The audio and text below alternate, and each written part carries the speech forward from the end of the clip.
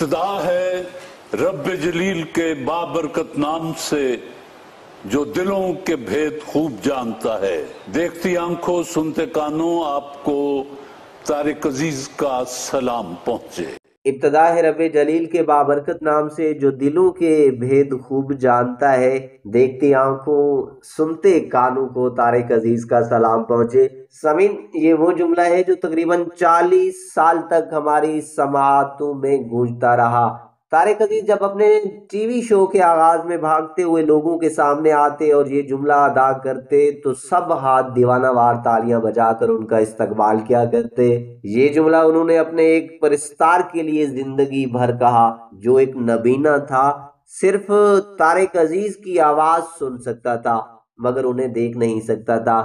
कहते हैं तारिक अजीज ने ये जुमला उसी की मोहब्बत में कहना शुरू किया था क्योंकि उसने तारिक अजीज साहब से एक छोटी सी मुलाकात के दौरान कहा था कि तारिक साहब, मैं तो आपका हर प्रोग्राम सुनता हूँ बल्कि कानों से सुनते हुए आपको देखता हूँ। सामीन, आज की इस वीडियो में तारिक अजीज साहब की जिंदगी से जुड़े चंद दिलचस्प वाकयात का जिक्र रहेगा। उम्मीद करता हूँ आप लोग कुछ पल मेरे साथ रहेंगे। तारिक अजीज पर उनकी इब्तदाई जिंदगी में तरक्की पसंद नजरियात के गहरे असरात रहे, ताहम बाद अज़ां वो अमली सियासत भी करते रहे।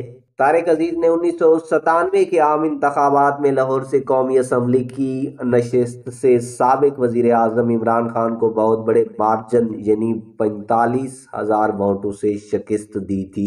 तारिक अजीज बताया करते थे कि वो खुश नसीब हैं कि उन्हें ये सआदत नसीब हुई कि उन्होंने खाना काबा की तामीर नौ के मुतबर्रिक काम में एक मजदूर की हैसियत से काम किया। उन्हें खाना काबा में एक ईंट लगाने की भी सआदत नसीब हुई है। उन्हें ये सआदत खाना काबा की तामीर नौ पर तैनात एक पाकिस्तानी कंट्रैक्टर के ताउन से नसीब हुई थी। तारिक अजीज साहब की वालदा मोहतरमा का ताल्लुक अफगानिस्तान के शहर कंधार से था और बीवी डॉक्टर हाजरा तारिक अजीज पेशावर से थी। तारिक अजीज को कुदरत ने एक बेटा देकर वापस ले लिया जिसके बायस वो अंदर से टूट फूट का शिकार हो गए, लेकिन अपने वतन और कौमी सकाफत से उनकी लाजवाल मोहब्बत ने उन्हें कभी कमज़ोर नहीं पड़ने दिया। उन्होंने एक वसीयत की कि मरने के बाद उनका जो कुछ है वो रियासत पाकिस्तान को दे दिया जाए और 17 जून 2020 वो दिन है जब उनकी वसीयत पर अमल दरामद तय पाया, क्योंकि लाखों दिलों का इल्म अदब सकाफत और वतन से मोहब्बत की रोशनी से मुनव्वर करने वाला ये बाब हमेशा हमेशा के लिए बंद हो गया। 26 नवंबर 1964 को पाकिस्तान टेलीविजन ने जब लाहौर से अपनी नशरियात का आगाज किया तो तारिक अजीज उस पर दिखाई देने वाला सबसे पहला चेहरा थे।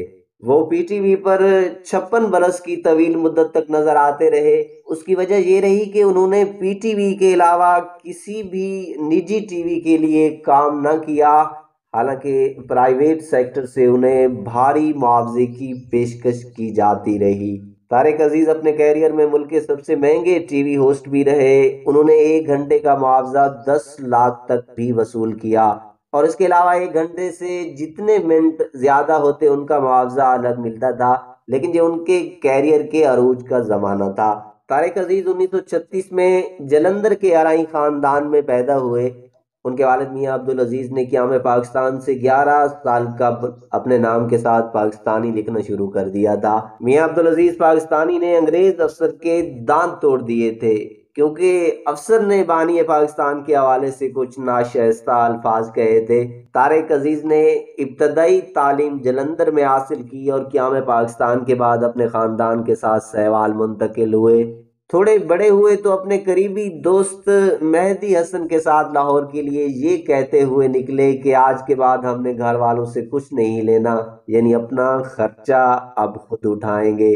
लाहौर में वो दोनों उर्दू बाजार और ओल्ड कैंपस ला कॉलेज से मुलहिका महल्ले की सड़क पर चारपाइयां बिछाकर सोते थे। तारिक अजीज बताया करते थे कि हम दोनों सुबह होने से पहले वहां से उठ जाया करते थे क्योंकि हम दोनों अपने आप को हीरो समझते थे और हमें शक था कि सामने वाले चौबारे से हमें कोई देखता है। सामीन, आखिर में परवरदिगार से इल्तजा करते हैं कि वो इस अजीम इंसान को जन्नतुल फिरदौस में नुमाया मकाम नसीब फरमाए। कमेंट्स में सभी ने आमीन जरूर लिखना है। गम की बारिश ने भी तेरे नक्श को धोया नहीं, तूने मुझको खो दिया, मैंने तुझे खोया नहीं।